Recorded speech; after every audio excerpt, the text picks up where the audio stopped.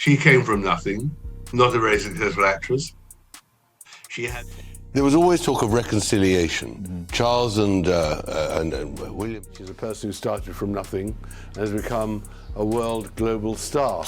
You guys, Tom Bower has stirred the royal pot again, and this time it's not just any revelation. He's going straight for the core of Meghan Markle's story. Her age, yes, you heard that right, her real age. There's this dusty old magazine from 1997 sitting in some archive that casually lists Meghan as 21 years old. But if we go by the official birthday that's been plastered everywhere, she would have been just 15 at that time. Not 16, not 17, 15. That's not some tiny slip-up. That's a 6-year gap staring right at us like, hello? Explain this. And the plot gets even juicier. When Meghan's own father, Thomas Markle, started talking about her childhood, the timelines he remembered didn't exactly match what we've all been told. If the math checks out, if what's in those magazines is real, then everything we know, her acting career, the royal wedding, the entire timeline, gets twisted. And trust me, once you hear this, you'll never look at her story the same way again. Former royal aide Samantha Cohen has confirmed for the first time that she was one of 10 staffers interviewed by the palace.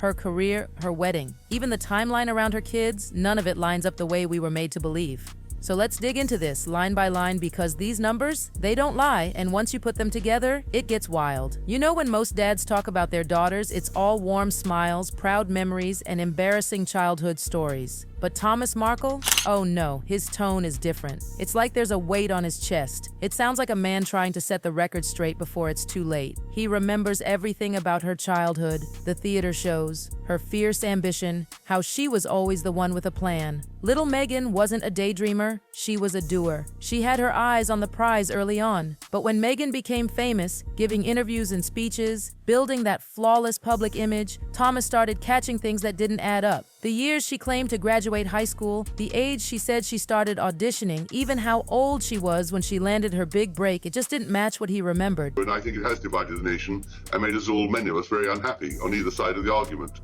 I just found that... Parents don't forget these things. Graduation years, first apartments, first acting gigs, those are milestones. Thomas wasn't waving a flag and calling a press conference. He just spoke carefully, almost like he was peeling back layers of a story that wasn't quite right. Measured, thoughtful. He hinted that maybe Meghan wasn't as young as the palace painted her, that somewhere between LA and London, her years started to blur. This wasn't gossip whispered in a corner of Twitter. This was a father's memory, someone who held her baby photos, who lived through those years. When Thomas pointed out that the Meghan he raised didn't match the palace's polished timeline, it cracked open her carefully built royal image. And once that crack appeared, people started digging. Literally, old magazines, archive photos, forgotten lists. Because if a father's memory and the official record clash, maybe the truth is hiding somewhere in between, and there it was, March 1997, inside a 17 magazine issue. That glossy magazine every teen girl flipped through back in the day, buried on page 90 was the name, Meghan Markle, age 21. A small entry, easy to miss. But those two little numbers changed everything. Markle plans to leave Prince Harry to become a billionaire and run for the governor of California. And here's the kicker. He believes her next... A 6-year difference is not a typo. If she was born in 1981 like the official record claims, she would have been 15 that year. But the magazine says 21.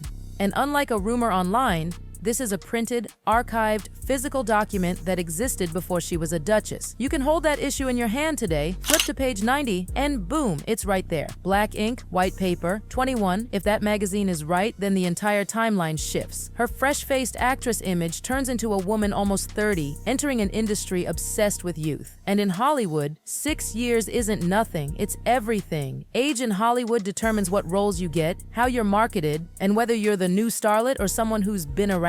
And here's where it gets surreal. Version 1 says Meghan was born in 1981. That makes her 44 in 2025. Version 2, based on that magazine, would place her birth year around 1975 or 1976, which means she'd be approaching 50 today. This magazine has been collecting dust for almost 3 decades, waiting for someone to notice the math didn't add up. And now that people have, oh, they can't stop talking about it, 2 timelines, 2 versions, one official, one buried in print. And the gap between them is a full 6 years. This isn't some little oops, it's 2 completely different life stories sitting side by side. Australia was supposed to be Meghan Markle's crown jewel moment.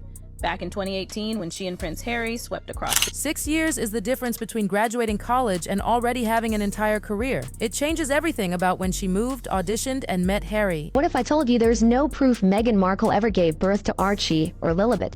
Tonight, royal investigators. If she was born in 1981, she married Harry at 36. If she was born in 1975, she was in her early 40s. Both fine, of course, but two very different pictures. Netflix thought they were done with the Meghan Markle circus. Her multi-million-dollar deal fizzled out, her shows tanked. Think of it like ink versus pencil. The palace gave us the ink version. Permanent, polished, official. But that 17 magazine entry, that was pencil. Faint, tucked away in archives, but still there, waiting. Tom Bower just discovered one of the most puzzling age mysteries in modern royal history. In his words, the version— And that's the problem. 6 years isn't something you just shrug off. Yet there's been no correction, no clarification, just silence.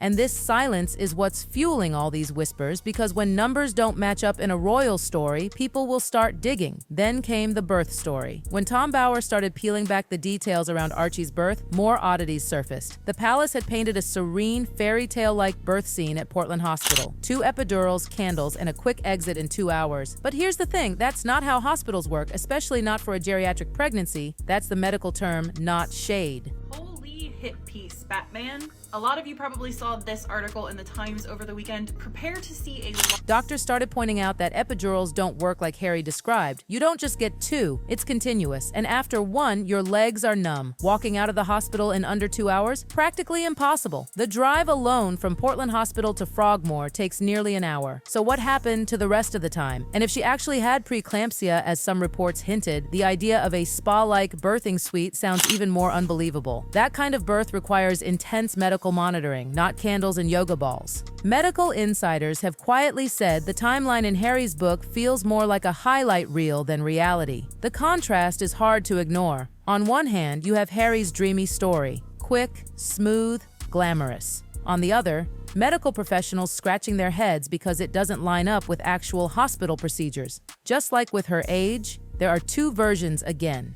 Add in the fact that preeclampsia usually involves longer stays, continuous monitoring, and strict protocols, and the 2-hour fairy tale timeline seems even more improbable. Doctors know what's standard, and this wasn't it. At this point, it's not just one weird detail floating around, it's 2 major events in Meghan's life, her birth year and her childbirth timeline, both wrapped in discrepancies. The age discrepancy isn't a typo, it's 6 full years. The hospital birth story isn't just off, it's medically puzzling. And through it all, silence. No corrections, no explanations. When things don't add up in royal stories, there's usually some PR cleanup. But here, it's like everyone's pretending there's nothing to see. And of course, that only makes people more curious. There's the official image, perfect timelines, flawless narratives, controlled messaging, and then there's what pops up in dusty magazines, hospital protocols, and first-hand memories. They don't match perfectly, and that's why this entire saga has become such a magnet for whispers, speculation, and endless digging. Tom Bower's digging wasn't random. Thomas Markle's memories weren't irrelevant. Medical timelines aren't internet gossip. These are all puzzle pieces, and when you put them together, the picture looks different. The magazine still says 21 when math says 15. Hospitals still need more than 2 hours for recovery after an epidural. And fathers, they remember their daughter's milestones. When 2 stories about the same person don't align, people ask questions. Why hasn't there been a single clear explanation? Why does the gap remain hanging in the air? This isn't just about an age or a hospital timeline. It's about credibility, consistency, and the strange silence wrapped around it all. Maybe we'll never get a clear answer. Maybe the palace will keep their ink version while the pencil marks from 1997 sit untouched in the archives, but once you've seen the gap, you can't unsee it. 2 timelines, 2 stories, 1 Meghan, and the world is left asking which version is real, and here's where it gets even messier. When something like this happens in royal circles, when timelines don't match, when official statements clash with old archives, people inside the system don't stay quiet forever, whispers start, and those whispers spread. Because this isn't just a tabloid rumor. This is about 2 big inconsistencies tied to the most carefully controlled public image in the world. Meghan Markle isn't just a celebrity, she stepped into one of the most scrutinized families on earth. Every outfit, every smile, every word gets dissected. And in a world that polished, even the tiniest crack glows under the spotlight. The age issue was the first hairline fracture. The birth timeline just deepened it. And now people are connecting dots, because that's what happens when questions hang in the air without answers. Normally, when royals face uncomfortable uncomfortable questions, there's a strategy. A polished statement, a quick clarification, or a perfectly placed interview that subtly sweeps everything away. But here, nothing. Not a peep. No official correction from the palace. No cheerful PR. Oh, it was just a magazine typo. Not even a friendly insider explaining how the hospital timeline makes sense. Just silence. And silence in the royal world isn't neutral. It speaks. It says, we're not going to address this at all. And when you don't address something that obvious, the public doesn't stop asking. They get louder. It's like leaving a door cracked in a storm. Sooner or later, everything blows wide open. What makes this so fascinating is that Meghan's entire image was built around storytelling. Think about it. The self-made actress who charmed a prince, the modern fairy tale, the interviews about authenticity and truth. Every chapter of her public life has been carefully crafted to feel personal and relatable. But when people discover two timelines sitting side by side, one official, one buried in print, the fairy tale starts to feel a little less perfect and a little more scripted. And let's be honest, the public eats that kind of drama alive. The difference between being 36 or 42 when marrying into the royal family might sound like just numbers on paper. But to the world watching, it's narrative. It changes the story arc. It changes how she's perceived, not as a young, rising actress, but as a woman who might have been rewriting her timeline for the world. Age, birth story, silence, three separate threads weaving the same strange pattern, and the more people pull on it, the more tangled it gets. Medical professionals keep scratching their heads at the hospital story, fans and critics keep debating the magazine numbers. And Meghan? She's never publicly addressed either point directly, not once. This is where gossip turns into obsession, because when official stories stay polished but holes keep showing, people fill the silence with their own theories. Will anyone ever step forward to explain the 6-year gap? Or how a 2-hour postpartum fairy tale fits with medical procedure? Maybe, maybe not. But here's the thing. At this point, the facts are sitting in plain sight. The magazine still lists 21, the hospital timeline still doesn't match standard procedure, and Thomas Markle still remembers his daughter's childhood one way while the palace says another. That's why this story has the grip it does. It's not just scandal for scandal's sake. It's about a pattern, a string of loose ends tied to one of the most watched women on the planet. And in the world of royalty and celebrity, loose ends don't just disappear. They either get tied up or they unravel everything around them.